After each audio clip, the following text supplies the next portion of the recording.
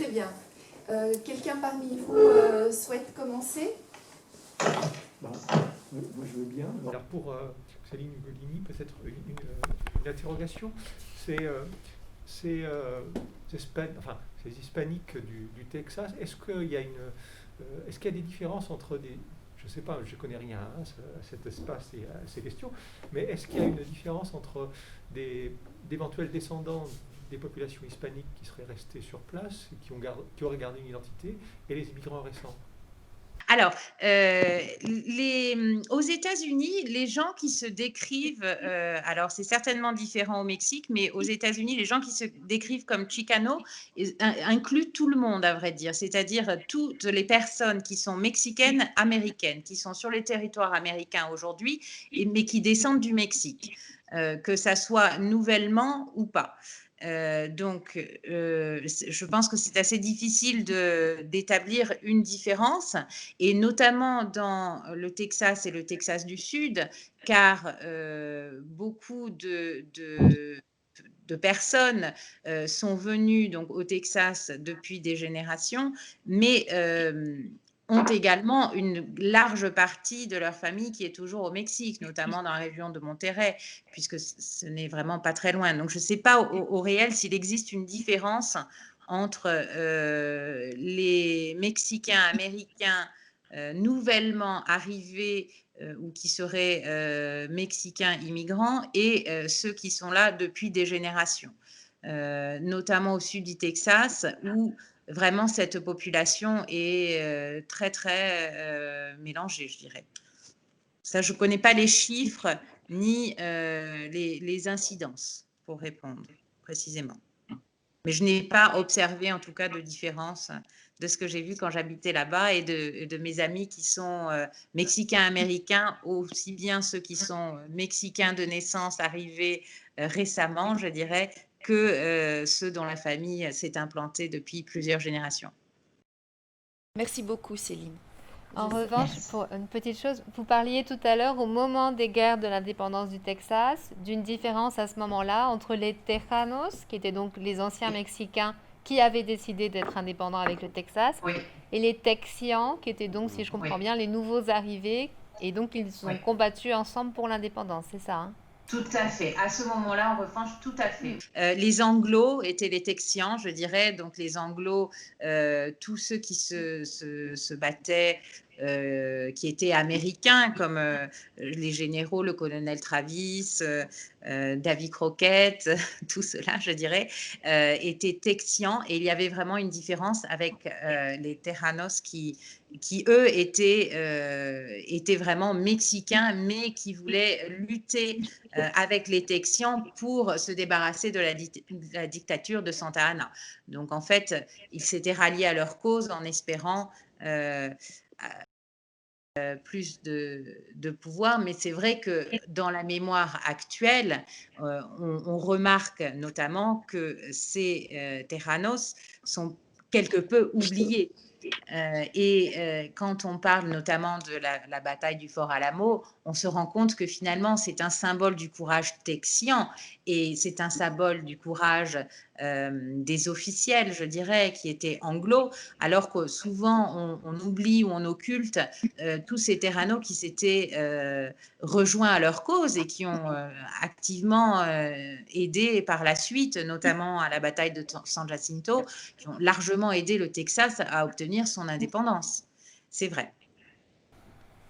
Merci. Merci beaucoup. Alors la question pour Arnaud Expana, c'est la suivante.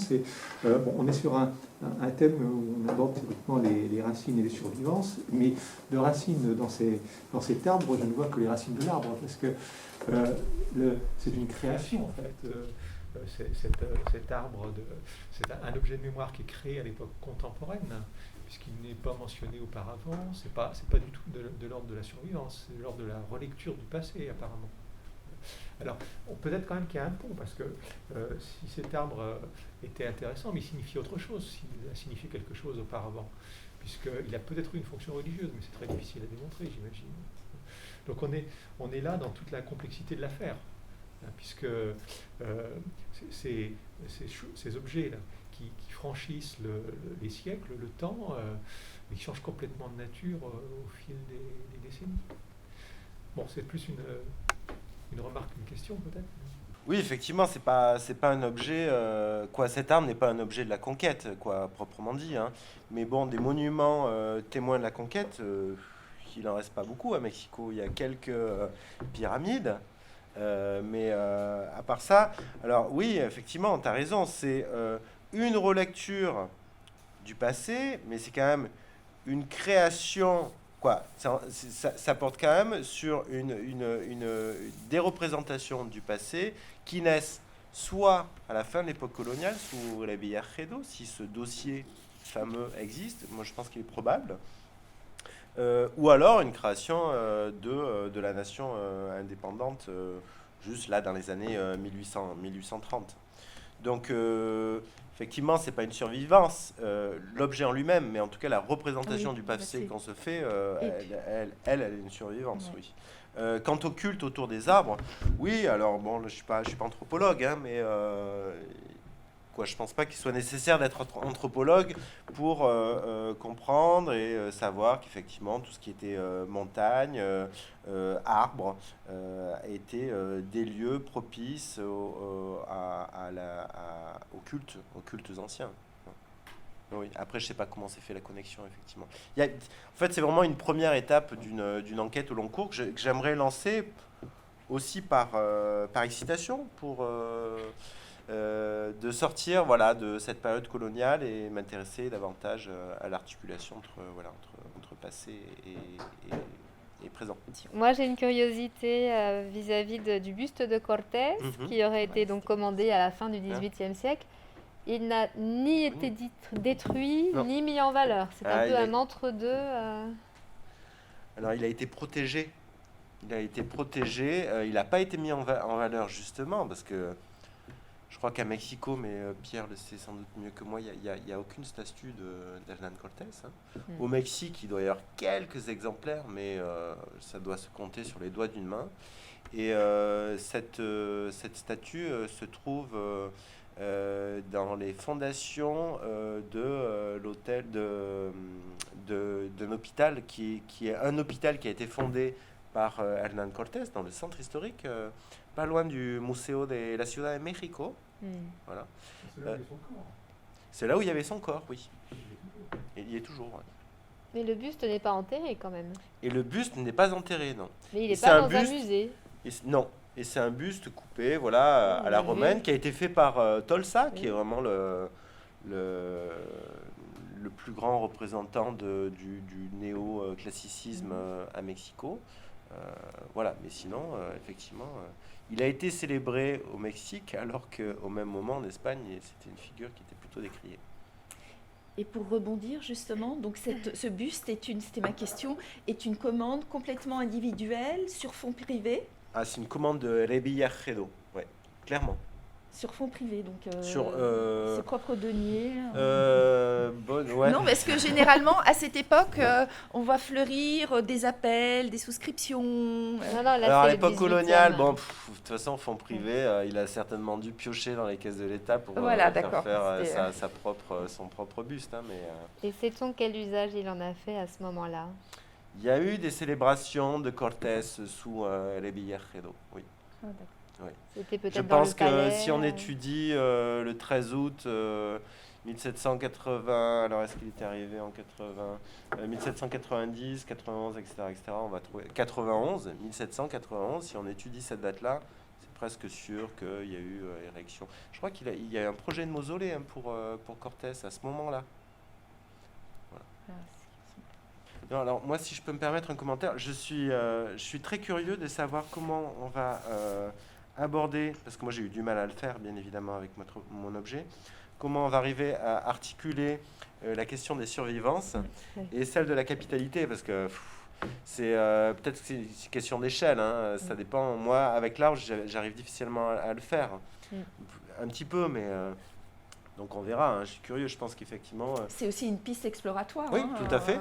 Mais je pense que d'autres échelles plus larges, hein, là, je pense notamment à l'intervention qui va être faite sur la comparaison entre Medellín et Bogota est plus à même de faire ressortir ces questions de capitalité.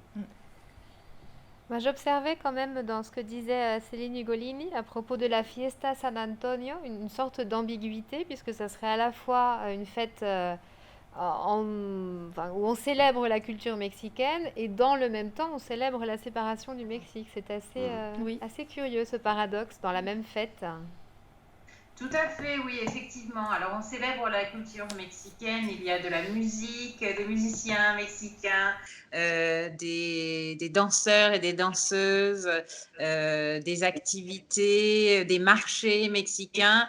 Et pourtant, c'est une fête qui célèbre les batailles d'Alamo et de San Jacinto qui ont donc qui ont contribué à notamment San Jacinto, à l'indépendance du Texas en 1845, effectivement. Et je ne sais pas pourquoi, mais je pense vraiment que quand on voit San Antonio, c'est vraiment une ville qui a gardé une culture mexicaine qui est vraiment très, très, très présente. Et même si elle a été texane, cette culture, et ce serait difficile d'organiser, je pense, une grande fête dans laquelle on occulte la culture mexicaine tellement elle est présente aujourd'hui. Et Fort Alamo, c'est vraiment un symbole très, très fort de la ville. Je pense d'ailleurs que c'est le monument en ville qui est le plus visité par des millions de personnes. Donc, je pense que c'est tout simplement un moyen d'allier les deux, même si c'est un petit peu contradictoire, effectivement. Merci. Et j'ai un peu l'esprit d'escalier, mais je repensais à la question à propos du lien entre capitalité et survivance qui est difficile à effectuer.